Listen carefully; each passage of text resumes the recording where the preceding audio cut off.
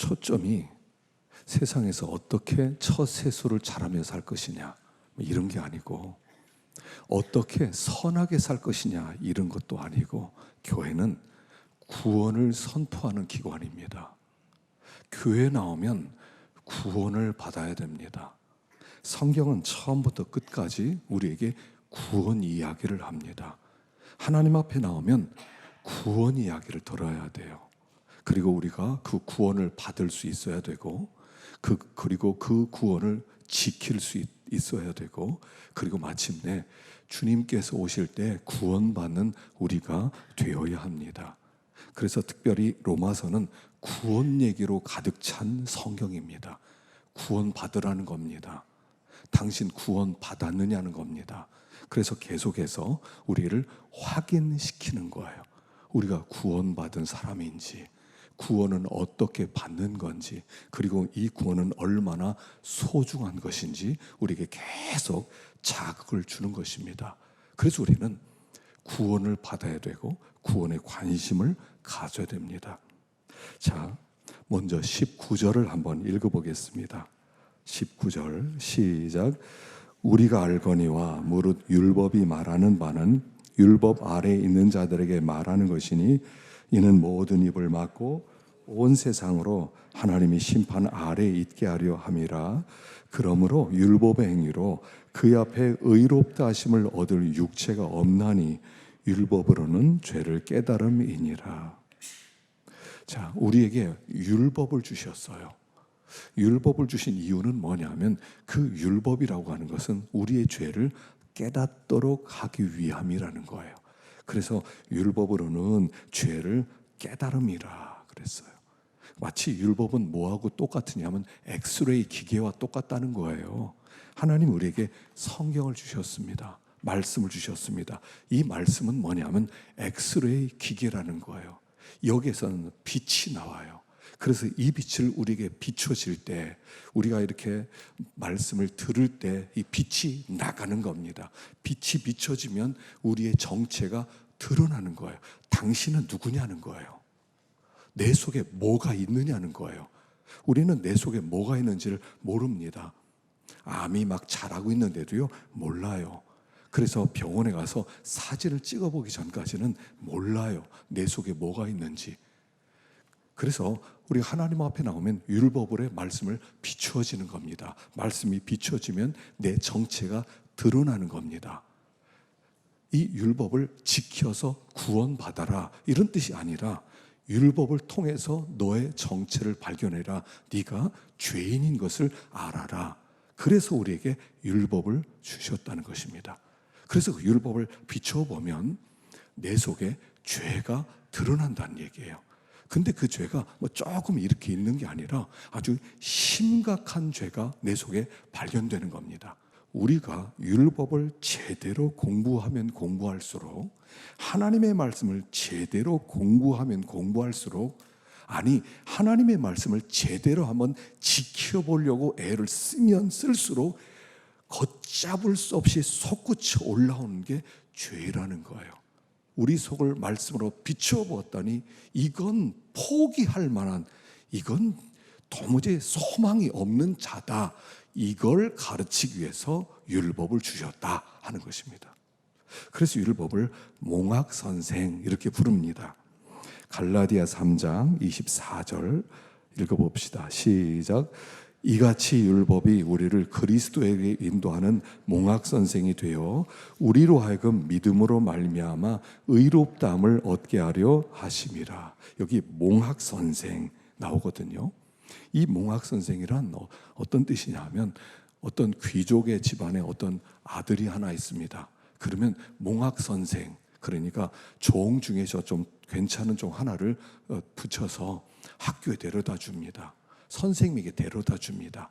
그 선생에게 데려다 주는 역할을 한 사람이 몽학선생이에요. 여러분, 알렉산더 대왕이 있었습니다. 그 알렉산더 대왕의 선생님은 아리스토텔레스였습니다. 그러니까 어릴 때부터 몽학 선생이 어린 알렉산더를 아리스토텔레스에게 데려다 주었습니다. 진짜 선생은 아리스토텔레스였습니다. 그런데 거기까지 인도하는데 몽학 선생이 필요했어요. 집에는 종 중에 하나입니다. 바로 율법은 그런 역할을 하는 거예요. 우리에게 우리 속을 들여다보게 합니다. 그리고 우리에게 이렇게 선포합니다. 너 죄인이네. 너 소망이 없네. 너 죄가 너무나 많네. 죄가 이렇게 커. 너 소망이 없어. 넌 지옥 가야 돼. 이걸 얘기하는 게 율법이에요. 우리가 구원을 받으려면 먼저 율법을 통과해야 돼요. 율법의 엑스레이로 내 속을 들여다봐야 돼요. 그리고 나에 대해서 절망해야 돼요. 좌절해야 돼요. 좌절하기 전까지 우리는 구원을 못 받아요. 사람들은 좌절해보지 않고 구원을 받았다고 그래요. 그러나 좌절하지 않고는 우리는 주님을 안 붙들어요. 붙들더라도 적당히 붙들어요. 예수 믿으면 구원 받는데 예수 믿지 뭐. 보험 들어주듯이 하나 들어주는 거, 이런 거 아니에요. 예수 아니면 난 끝장입니다. 이런 마음으로 붙들어야 돼요. 그런데 이 율법을 통과하지 않으면 그 예수가 나에게 그렇게까지 다가오지 않는다는 거예요. 그래서 율법을 통과하셔야 돼요. 복음서에 보면 구원 얻은 모든 사람들은 절망 가운데 구원을 받는 거예요. 12년 동안 혈루증 앓던 여인이 자기가 가지고 있었던 재산을 싹 날렸습니다. 이런 의사 만나보고 저런 의사 만나보고 돈은 싹 썼어요. 하나도 없어요. 이젠 끝났어요. 그랬을 때 주님을 만나는 거예요. 삭개오는 부자였습니다. 삭개오는 모든 것을 가졌습니다. 그러나 그 마음 가운데 죄의 문제가 있었어요. 이걸 어떻게 해결하지? 하다가 주님이 지나간다는 이야기를 듣습니다. 사람이 많은데 포기하지 아니하고 나무로 올라갑니다. 그래서 주님을 만납니다. 베드로도요, 주님을 만날 때 고기가 많이 잡혔어요. 그리고 나서 주님, 우리 같이 사업합시다 이런 게 아니라 주님, 저를 떠나세요. 저는 죄인입니다. 그러면서 주님을 만나요. 바울도 안 그랬나요? 바울도 그렇게 주님을 만나요. 주님을 만난 사람들의 공통점, 율법을 통과하는 거예요. 자기를 깨닫는 거예요. 내 속에 죄가 너무나 많은 거예요. 내 속에 죄가 조금 있는 게 아니에요. 살인하지 마라, 간음하지 마라, 도적질하지 마라, 거짓말하지 마라, 탐내지 마라. 그게 우리에게 너 이제 살인하면 안 돼, 너 간음하면 안 돼, 너 도적질하면 안 돼. 그걸 얘기하는 게 아니에요. 네 속에는 살인이 있어. 살인의 씨앗이 있어. 너는 간음의 씨앗이 있어. 넌 도적질의 씨앗이 있어. 너의 안에는 거짓말의 씨앗이 있어. 너의 안에는 탐욕이 있어. 너는 끝장이야. 이런 말씀이 율법이라는 거예요. 그래서 율법을 잘 지키겠습니다. 우리는 그렇게 지킬 수 없어요. 한번 결심을 한번 해보세요. 내 말씀대로 살아봐야지. 이게 잘 안 돼요. 물론 예수를 믿고 하나님의 성령이 왔을 때 성령의 감동을 받아서 성령의 이끌림을 받을 때는 율법을 지키는데, 내 힘으로 지키려고 할 때 우리는 자꾸 내 속에서 반발하는 마음이 나와요. 말씀이 선포되면 자꾸 반발을 해요. 싫어, 나 그렇게 안 해, 난 그렇게 못해, 난 그렇게 안 할 거야 하는, 이게 계속 저항을 해요. 그게 죄예요. 그게 죄. 그리고 나서 하나님께 두 손 드는 거예요. 천부여 의지 없어서 손 들고 옵니다. 주님, 저는 절망입니다. 저는 구원받을 가능성이 0.01%도 없습니다. 나는 끝장입니다. 주님, 어떻게 하면 좋습니까? 그렇게 주님을 붙들게 되는 거예요. 그때 구원이 오는 거예요. 예수 이름 그냥 부른다고 구원받는 게 아니에요. 자꾸 우리가 이 시대가 오해하도록 만드는 게 뭐냐면, 예수 이름을 박앤세이를 한다는 거예요. 예수 이름 불러, 예수 믿으면 구원받아, 예수 믿어, 그냥 그러면 알았어, 믿지 뭐, 교회 그러면 좀 다니지 뭐. 다니는데 주님을 어떻게 붙들어요? 주 예수보다도 귀한 것은 없네, 이렇게 안 붙들어요. 예수는 나의 힘이요 내 생명 되시니, 이렇게 안 붙들어요. 그냥 주님이 액세서리 하나 정도로, 덜 바쁠 때 좀 믿고 바쁠 땐 못 믿고, 놀러 갈 때는 안 믿고 안 놀러 갈 때는 믿고, 이렇게 붙잡지. 그러나 절망한 사람은 우리가 주님을 어떻게 붙들게 되어 있습니까? 주님 없이는 못 삽니다. 정말 주님이 나의 유일한 소망입니다. 그렇게 붙드는 걸 우리는 구원이라고 얘기하는 거예요. 가짜군에 속지 마세요. 내가 그런 면에서 그렇게 구원을 받았느냐 하는 거예요. 두 번째로 생각할 것은 어떻게 그러면 그 예수의 구원이 나에게 왔느냐 하는 것입니다. 21절 시작. 이제는 율법 외에 하나님의 한 의가 나타났으니 율법과 선지자들에게 증거를 받은 것이라. 곧 예수 그리스도를 믿음으로 말미암아 모든 믿는 자에게 미치는 하나님의 의인이 차별이 없느니라. 율법은 하나님의 기준이에요. 얘들아, 너희들이 이 정도는 살아야 돼. 너희들이 천국 가려면 이 정도 수준은 살아야 돼. 그게 율법입니다. 근데 율법에 하라 248개, 하지 말라 365개. 근데 그 핵심은 하나예요. 하나님을 사랑하고 내 이웃을 사랑하라. 거기서부터 가지가 365개, 248개가 나온 거예요. 그래서 거기에 하나님을 사랑하고 내 이웃을 사랑하는 거 요거만 지키면 다 지키는 거예요. 근데 우리는 그렇게 지키지를 못해요. 왜냐하면 죄 때문에 그래요. 죄라는 것은 뭐냐면 자기 사랑이에요. 죄의 특징은 자기 사랑, 자기밖에 몰라요.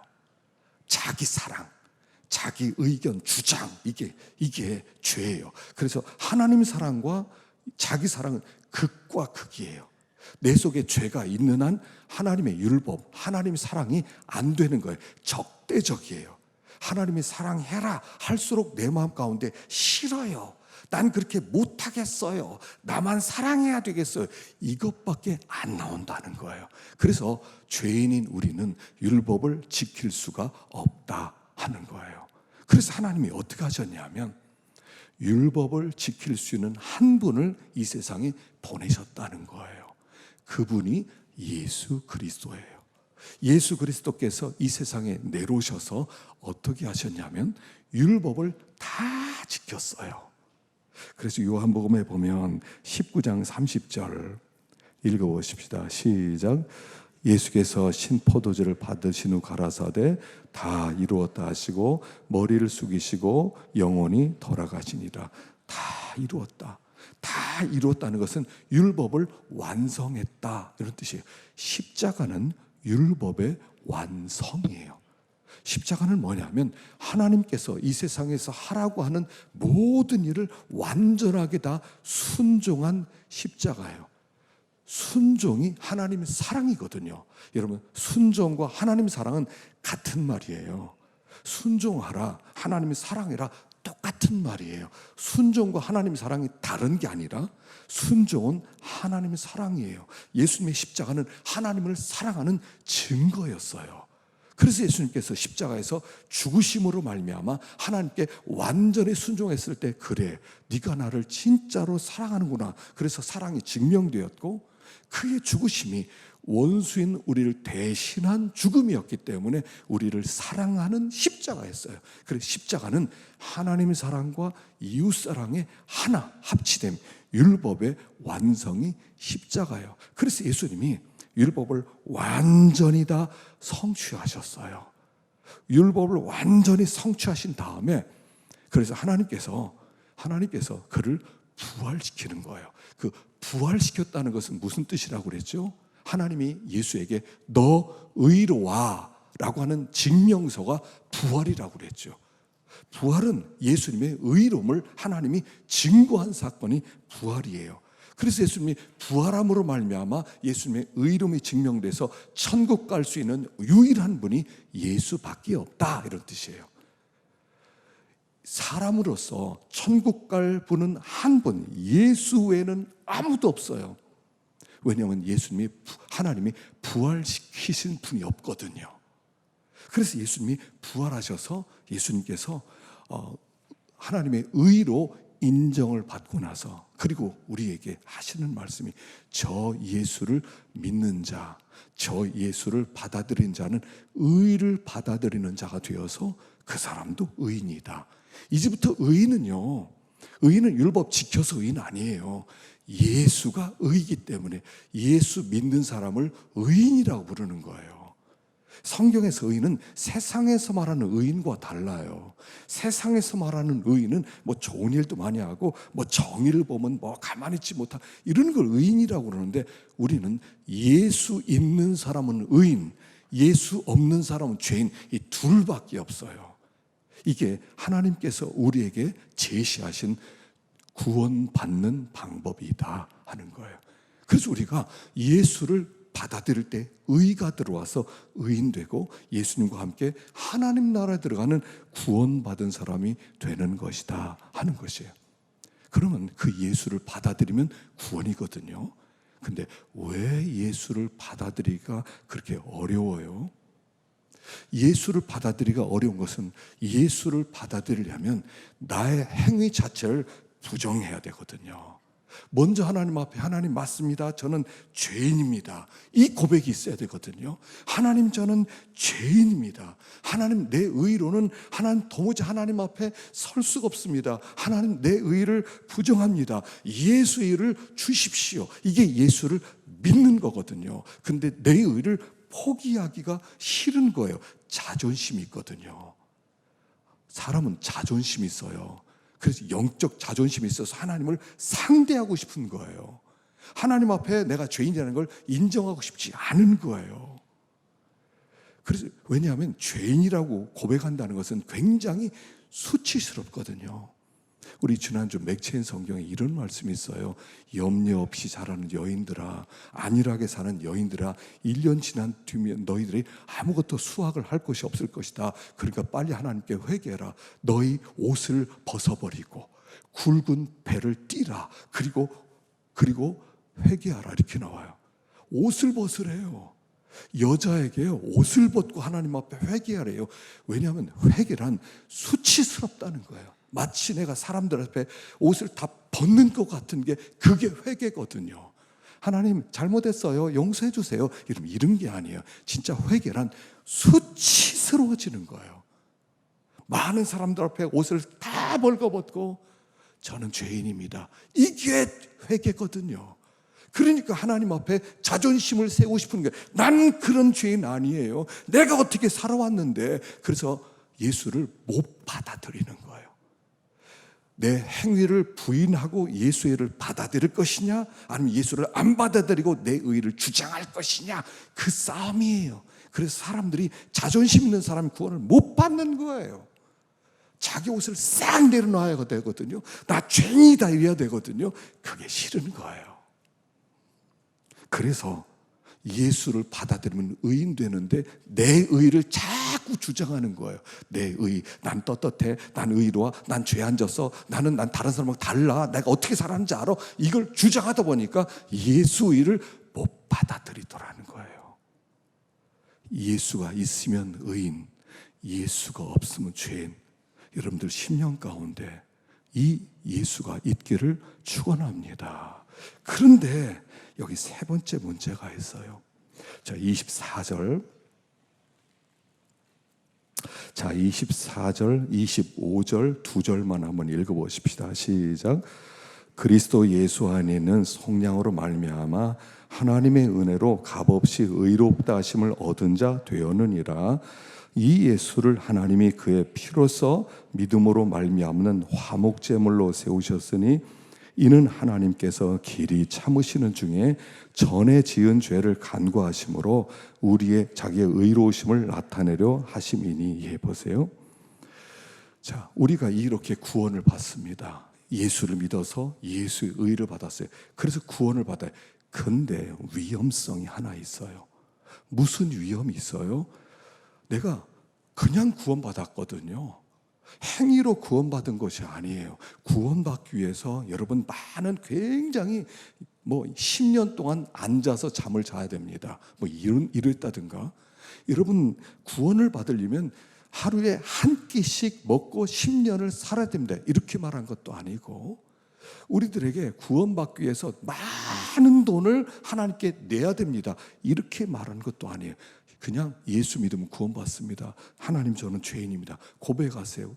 그랬더니 구원받았어요. 그리고 어떻게 생각해? 이 구원을 우습게 여길 가능성이 높다는 거예요. 여러분, 제가 볼 때 우리 시대 그리스도인의 제일 큰 문제는 뭐냐면 구원을 우습게 여겨요. 공짜거든요. 예수 믿으면 천국 간다고 그러거든요. 그러니까 예수 믿고 할 짓 못할 짓 다 하고 살아간다는 거예요. 그 이야기는 이 구원의 위대함과 이 구원의 가치를 우습게 여겨서 그래요. 그래서 오늘 이 말씀이 있어요. 너희가 구원받은 것은 그냥 구원받은 것, 공짜로 받은 것이 아니라 그리스도 예수 안에 있는 속량으로 말미암아. 속량이란 죄값을 지불했다는 뜻이거든요. 그리고 하나님의 은혜로 값없이 의롭다함을 얻은 자 되었느니라. 25절, 이 예수를 하나님의 그의 피로써 화목제물로 세우셨으니, 우리가 이 구원을 받기 위해서 예수님께서 우리에게 주신 그 대가를 알아야 된다는 얘기야. 피값으로, 아들의 피값으로 내가 구원을 받은 것이고, 그분이 속전을 지불하셔서 우리가 당할 모든 이 죄값을 싹 지불해 주셨다는 거예요. 그리고 우리에게 찾아온 구원이니까 이 구원을 너무 소중하게 여기라는 거예요. 이 구원을 그냥 여기지 말고 정말 소중하게 여기서 벌벌 떨면서 그 구원을 받아들이고, 그 구원을 놓칠까 봐 벌벌 떨고 두렵고 떨림으로 하나님을 기쁘시게 섬기라는 거예요. 그런데 이 구원을 너무 우습게 생각한다는 거예요.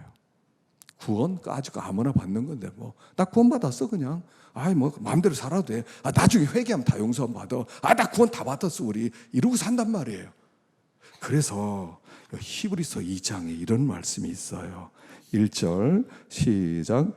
그러므로 우리는 들은 것에 더욱 유념함으로 우리가 흘러 떠내려가지 않도록 함이 마땅하니라. 천사들을 통하여 하신 말씀이 견고하게 되어 모든 범죄함과 순종하지 아니함이 공정한 보응을 받았거든. 우리가 이같이 큰 구원을 등한히 여기면 어찌 그 보응을 피하리요. 여기 유념해라, 진지하게 생각해라, 크게 생각해라, 귀하게 여겨라. 등한히 여긴다는 소홀하게 여기다, 부주의하게 여기다, 이런 뜻입니다. 우리가 우리 구원을 우습게 여길 가능성이 있다는 거예요. 구원 뭐 그런 거, 뭐 천국은 일단 따놓고 살아가는 거야. 그냥 이렇게 살 가능성이 아주 높다는 거예요. 내 수고가 하나도 안 들어갔으니까. 되게요, 수고가 안 들어가면 가치를 모르잖아요.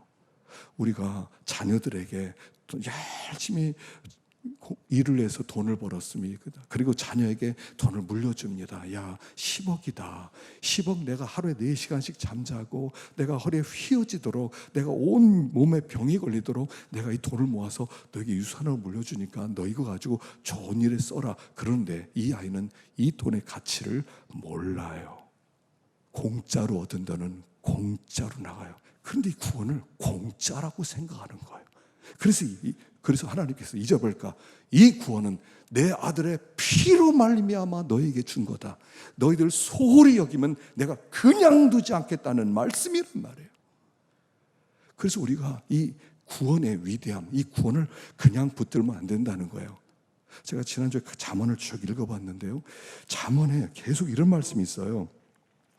자, 우리 3장 3절 한번 읽어봅시다. 시작. 인자와 진리가 내게서 떠나지 말게 하고 그것을 내 목에 매며 내 마음판에 새기라. 그리하면 내가 하나님과 사람 앞에서 은총과 귀중 여김을 받으리라. 자, 인자와 진리가 떠나지 말게 하라. 이게 뭡니까?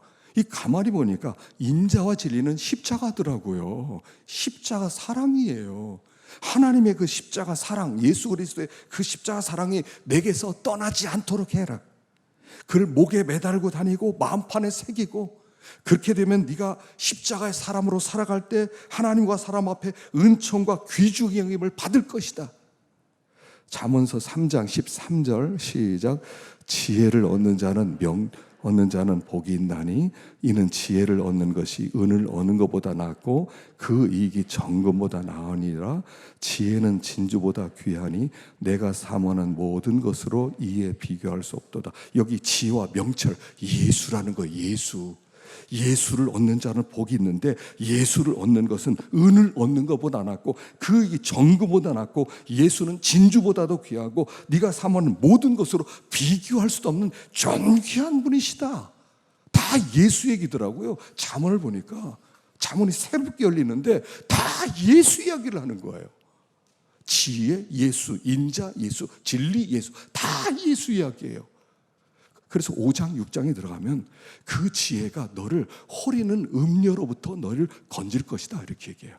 그 지혜가, 그 지혜란 뭐냐면 그 예수가, 예수를 너희들이 귀하게 여겨서 예수를 찾고 예수를 구하고 예수로 살아가면 이 세상은 음녀인데 우리를 끌어내어서 우리를 멸망시키려는 유혹의 세계인데 이 유혹의 세계, 이 음녀의 세계 속에 우리는 살아가고 있어요 지금.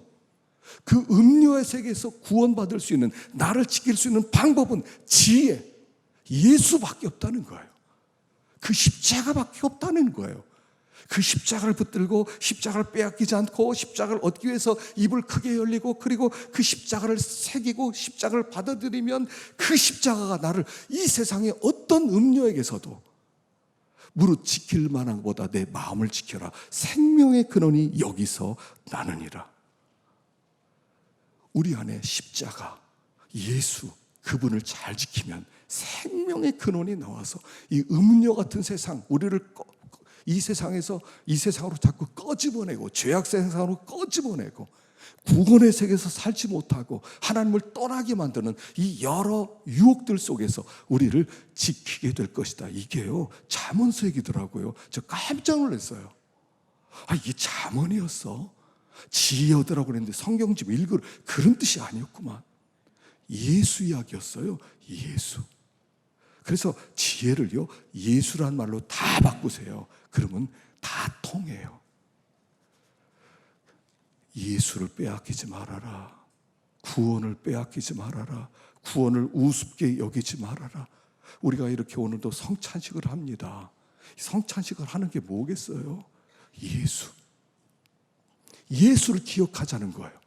예수를 마음에 새기자는 거예요. 예수로는 또 먹는 거예요. 예수로 말미암아 살아간다 하는 것입니다.